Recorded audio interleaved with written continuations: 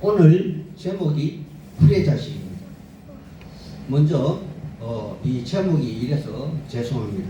하지만 국어사전에서는 이 말이 욕이 아니며 배운 데 없이 제풀로 막대기에 자라 교양이나 버릇이 없는 사람을 낮잡아 이르는 말이라고 합니다. 그리고 또 다른 뜻으로는 부모도 알아보지 못하는 자식이란 의미를 담고 있습니다. 그렇다면 제가 오늘 설교 제목을 이렇게 잡은 이유는 설교 본문이 사사기 19장 1절에서 또 그리고 사사기 21장 마지막 절에 똑같이 나와 있는 말씀으로 이스라엘에 왕이 없으므로 라는 그 말이 본문 전체를 감싸고 있는 인크로지키 부부로 사용하고 있으므로 이는 이스라엘이 얼마나 하나님 아버지를 배역하며 떠난 상태에 있었는지 그리고 그 백성들은 극도로 타락한 시대를 살고 있었는지를 대변해주는 말로서 성경의 말씀대로 그들의 속인에 오는 대로 행하는 인본주의의 사상의 극치를 나타내주고 있습니다. 이러한 이스라엘을 저는 후레 자식이라 그렇게 표현하였습니다. 그런데 말입니다.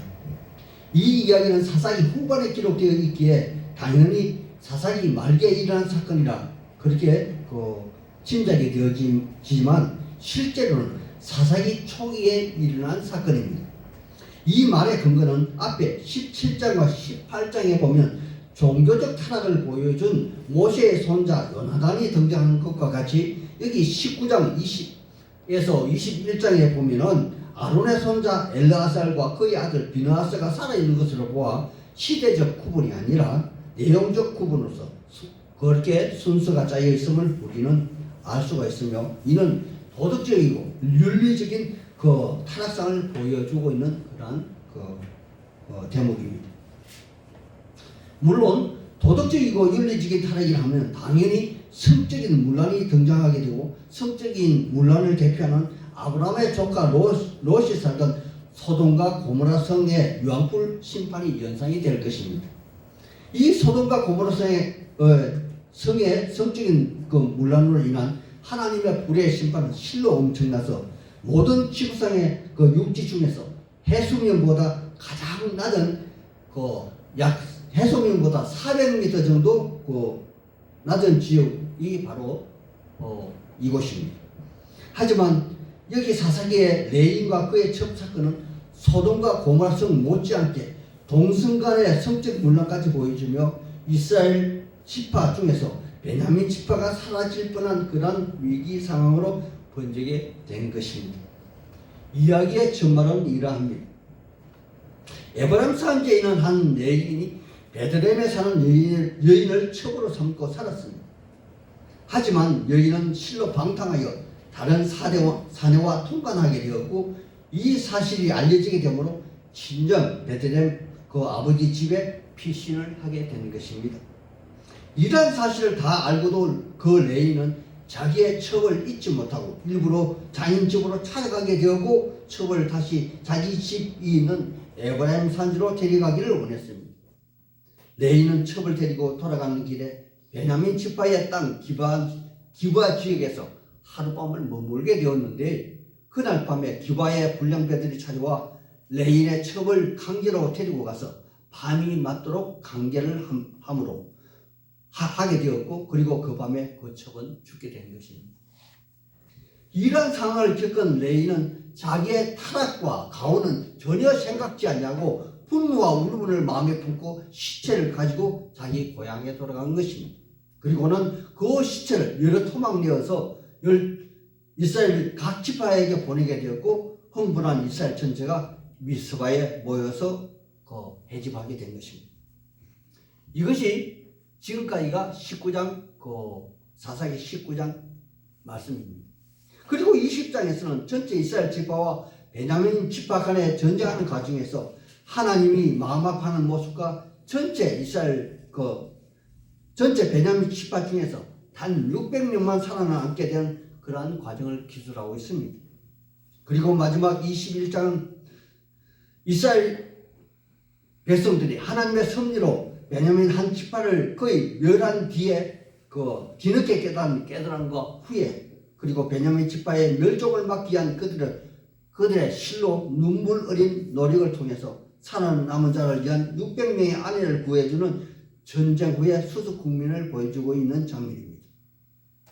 이렇게 이 이야기의 줄거리가 아주 소설처럼 각색되어 흥미를 일으키지만 그 속을 자세히 들여다보면 약속을 받은 이스라엘 백성들이 얼마나 하나님 아버지를 아는 지식이 없어서 이스라엘이 말씀과 율법에 위반되는 그러한 행동을 했는지, 그리고 이를 바라보는 하나님이 얼마나 마음 아파하는지를 알 수 있게 하는 이야기로부터 지금까지 하나하나 그 예를 들어서 찾아보고 이 이야기를 통해서 오늘 사는 우리는 우리의 삶 속에서 하나님을 믿는다고 하면서도 하나님의 마음을 얼마나 아프게 하는지 한번 생각해보는 그러한 시간을 갖도록 하겠습니다.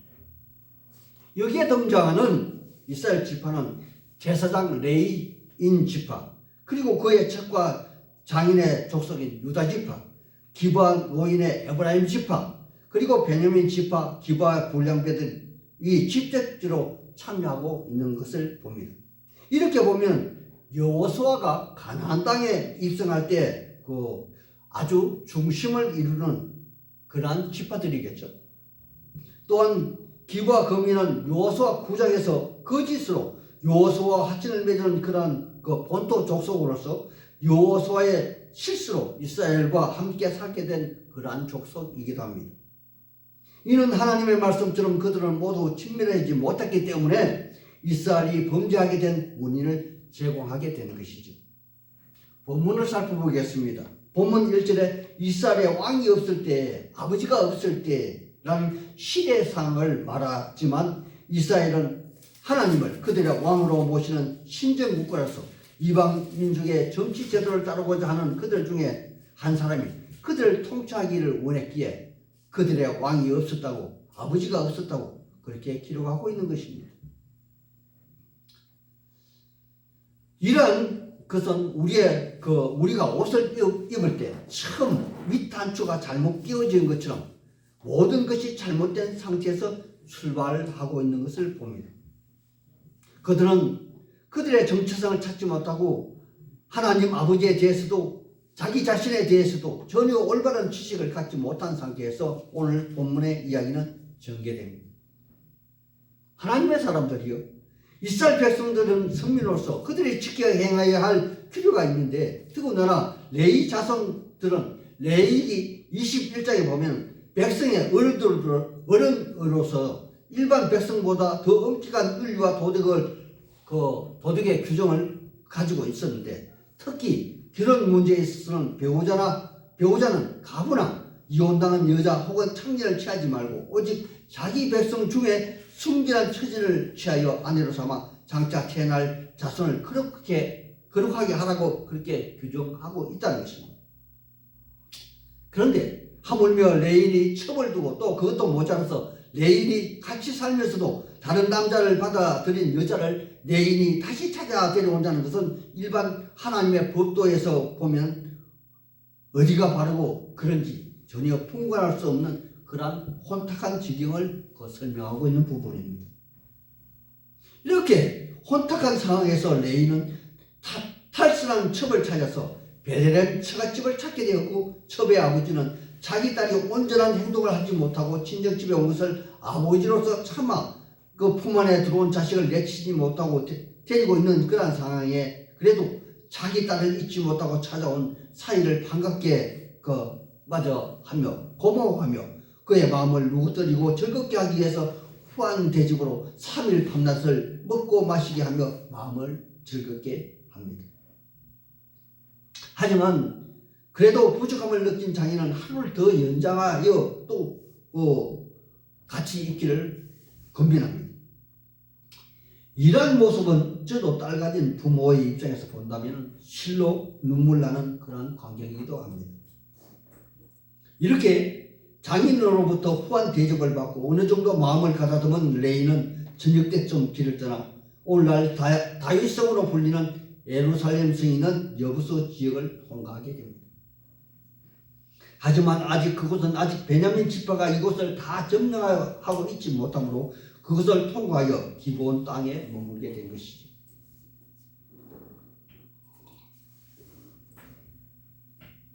기본 족속은 앞에서도 제가 말씀을 드린 것처럼 가나안 그 본토 족속이 사는 곳으로서 여호수아를 속여 진멸한 그런 족속으로 베냐민 지파와 살게 되었으며 그들의 문화는 그대로 존속하여 하나님을 알지 못하고 우상을 섬기는 그런 족속들입니다. 아무튼 베냐민 지파의 땅으로 들어온 레위는 안도의 숨을 쉬게 되었고 또 순종하게 에브라임 지파에서 그곳에 거주하는 노인을 만나 그의 집에서 하룻밤을 지내게 된 것이죠. 그런데 여기서부터 일이 꼬이기 시작합니다. 불행은 예고 없이 갑자기 그리고 소리 없이 다가오는 법입니다. 그들이 노인의 집에 머무는 동안 기본 불량배가 찾아온 것입니다.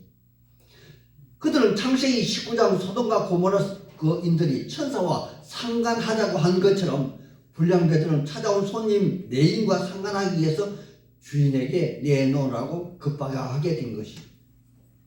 여기서 참고로 상관이란 말은 성적인 관계를 말하는 것으로서 소위 남자와 관계를 맺는 그런 동성 간의 성관계를 말하는 것입니다. 당황한 집주인은 자기의 결혼하지 않는 처녀를 주겠다고 했지만 그들은 그의 말을 무시하는 상황에 레인이 자기의 부인이자 첩을 자기 대신 강제로 끌어내어서 그들 불량배에게 내어주게 된 것입니다.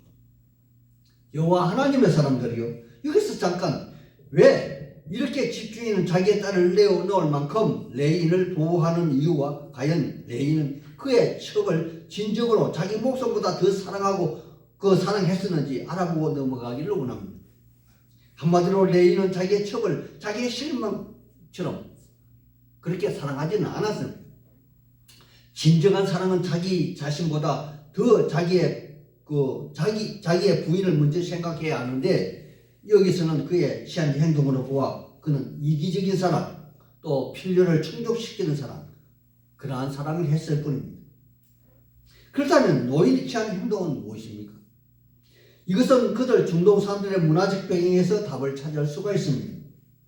중동의 강야에서 양을 치는 베두인 사람들은 자기 집에 들어와 같이 식사를 한다는 것은 자기의 형제가 된다는 그런 의미를 가지고 있습니다. 그러므로 자기 형제가 공격에 처하게 되면 그들을 보호하고 아니하듯이 식사를 같이 한 자기 손님 또는 자기의 생명을 내놓고 전쟁을 벌일 만큼 수치를 당하는 장소, 죽음의 장소로 내몰지는 않는다는 것이죠. 이것은 창세기 19장 소돔 성에서 룻이 천사를 보호하는 것이나 나중에 나오는 베냐민 지파가 이방인 기본 불량배들을 내놓지 아니하고 자기의 민족과 싸울지언정 그들을 보호하는 이유와 같은 것입니다. 다시 본문으로 돌아와 밤새 기본 불량배들에게 몸을 빼앗긴 레인의 첩은 기본의 노인 집문 앞에 두 손을 내밀고 죽어 있었습니다. 여인은 모르긴 해도 죽음보다 더한 수치를 당하였을 것이고 그래서 죽기까지 온 힘을 다하여 두 손을 그 문지방에 올려놓고 자기 자신의 복수를 부탁했던 것 같습니다. 하나님의 사람들이요, 사람이 문지방을 넘는다는 것은 전쟁 시에는 거성을 점령하는 것과 같은 말이 되고 평상시에는 그 집에 가족으로 들어왔다는 것으로서 여기서는 자기의 억울함을 그 집이 책임지고 그렇게 풀어달라는 간곡한 메시지를 암시하고 있습니다. 그래서 레인은 이런 억울하고 분한 마음을 가지고 그들에게 복수를 결심하게 됩니다. 따라서 그는 있을 수 없는 말도 안 되는 그러한 방법을 고안해낸 것이죠. 바로 그의 첩 시체를 토막내어서 이스라엘 다른 지파에게 소대장처럼 보내게 된 것입니다. 이로 인해 그 일을 한 사람, 한 가정, 한 족속에 그치는 일이 아니라 이스라엘 전체 민족의 문제로 확대시킨 것입니다. 하나님의 사람들이요, 이런 감격을 목격한 이스라엘 민족들은 어떠한 충격을 받았을까요? 아마도 이스라엘 전 민족은 이제껏 보지도 듣지도 생각지도 아니한 상상하지도 못한 일에 대한 정보를 파악하고 대책을 논의하기 위해서 미스바 하나님의 성막 앞에 모였습니다. 그리고 베냐민을 제외한 11지파 남자는 40만이나 되는 대원으로서 그들은 레이인으로부터 사건의 전부를 듣게 되었고 레인의 부도덕함을 묻지도 않고 따지지도 아니하고 레인의 말대로 이스라엘 족속이 아닌 기와 족속에게 보복을 하기로 결의를 하게 된 것입니다.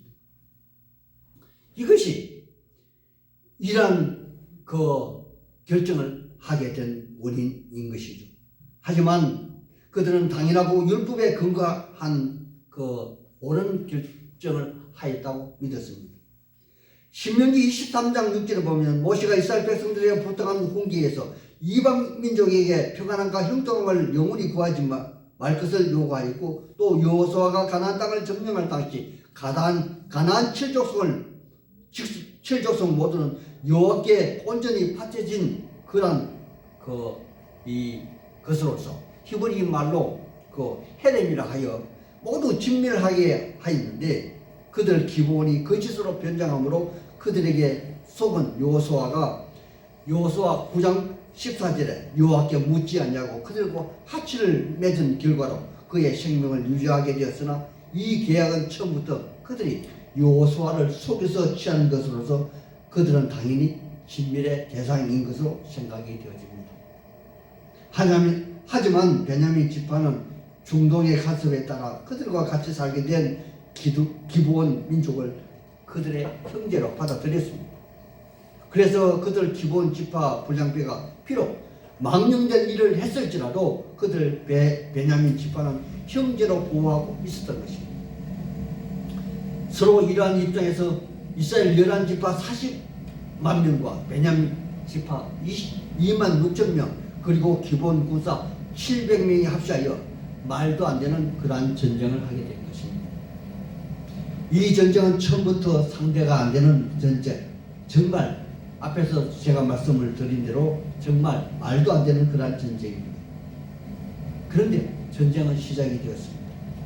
이스라엘 백성들은 미스바에서 하나님의 법궤를 모셔다 놓고 하나님께 묻게 되었고 먼저 유다가 선택되어 그 전쟁을 시작하게 된 것입니다.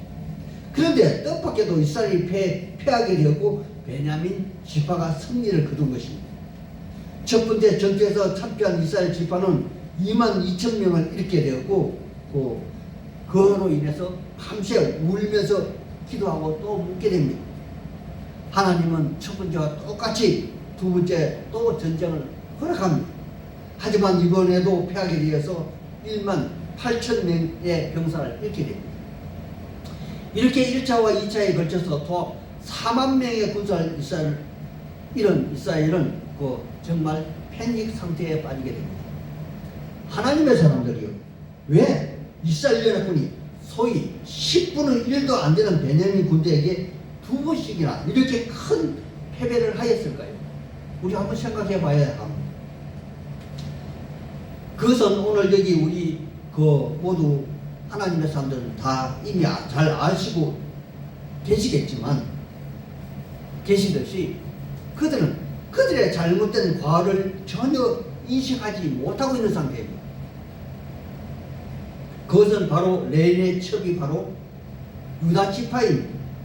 그러므로 그들의 입장에서 그들의 입장만 주장했기 때문에 아버지 하나님은 그들에게 그들의 잘못을 각인시키고 훈육시키는 그러한 행위라 생각이 되어집니다. 이런 생각에까지 미친 그들은 이제 세 번째는 그들의 출발부터 달랐습니다. 세 번째는 온 이스라엘을 모두 금식하고 회개하며 여호와 하나님께 간절히 기도하게 되었고 여호와 하나님의 응답을 기다립니다. 또한 그들은 이제 자신을 살피고 철저하게 작전을 세워 전쟁을 하게 됩니다. 전쟁은 시작되었고 베냐민 지파가 이스라엘 연합군 약 30여 명을 죽이게 되자 베냐민 지파는 첫 번째와 두 번째처럼 그들이 승리한 것으로 착각하게 만들었습니다. 하지만 이번만은 이스라엘 연합군이 작전을 세워서 매복하였다가 이스라엘 지파 후방을 치게 되므로 승리는 이스라엘 공체의 것이 되었고 마침내 베냐민 지파 군사 중 도망간 600명만 살아남고 나머지는 노인과 아내자 어린이를 포함한 전 베냐민 지파가 그 몰살하고 성은 불타 없어지게 된 것입니다. 이러한 일이 이렇게 되고 나서야 비로소 그들은 그들의 지금까지 생각지도 못했던 하나님의 마음을 알게 되었고 그들은 그들의 잘못을 진짜 뉘우치게 됩니다. 그들 이스라엘 연합군은 왜 첫 번째와 두 번째 그들이 하나님께 묻고 하나님이 응답한 이후에 전쟁을 했건만 첫 번째 전투에서 두 번째 전투에서 모두 합하여 4만 명의 군사가 죽고 그들이 피한 이유를 그들은 알지 못했습니다. 그리고 이어서 세 번째 전투에서 비록 전투에서 승리를 했지만 온전한 승리가 아닙니다. 왜냐하면 30명의 군사가 죽었고 그래서 불완전한 승리를 거두게 된 것입니다. 그들 이스라엘은 같은 동족으로 서로가 서로를 죽이는 참으로 잔인한 결과를 위해서 이스라엘 연합군 11지파는 금식을 하며 울며 하나님께 기도했을 것입니다. 아마 이 말씀은 성경에 기록되어 있지 않죠. 그렇지만 또한 베냐민 지파도 이 전쟁을 수행함에 있어서 하나님께 울며 기도하며 또 하나님께 간절히 원한 그들의 승리를 원했던 것이라 우리는 가히 짐작할 수 있습니다. 그들 이스라엘 백성들은 서로가 서로의 승리를 위해서 하나님께 기도했을 뿐 그들의 기도를 들으시는 하나님 아버지의 마음은 과연 어떠했겠느냐는 그런 반문을 감히 생각조차 하지 못했던 것 아니겠습니까? 여기 계신 하나님의 사람들도 한번 생각해 보십시오. 상상해 보십시오. 물론 이는 하나님의 마음을 알기 위한 순전히 상상에 그칠 뿐 실제로 일어나서는 아니 되는 일이겠지만 사랑하는 성도 여러분 가정에서 여러분의 자녀가 서로가 서로를 죽이겠다고 칼을 들고 설친다면 부모의 마음은 과연 어떠하겠습니까? 부모의 마음은 살이 다 빠지고 가족이 가족만 남는 그런 고통을 감내할 것입니다. 이러한 일이 만약에 일어난다면 부모의 심장에 녹슨 대못을 박는 것과 같은 그러한 고통을 부모는 느끼게 될 것입니다.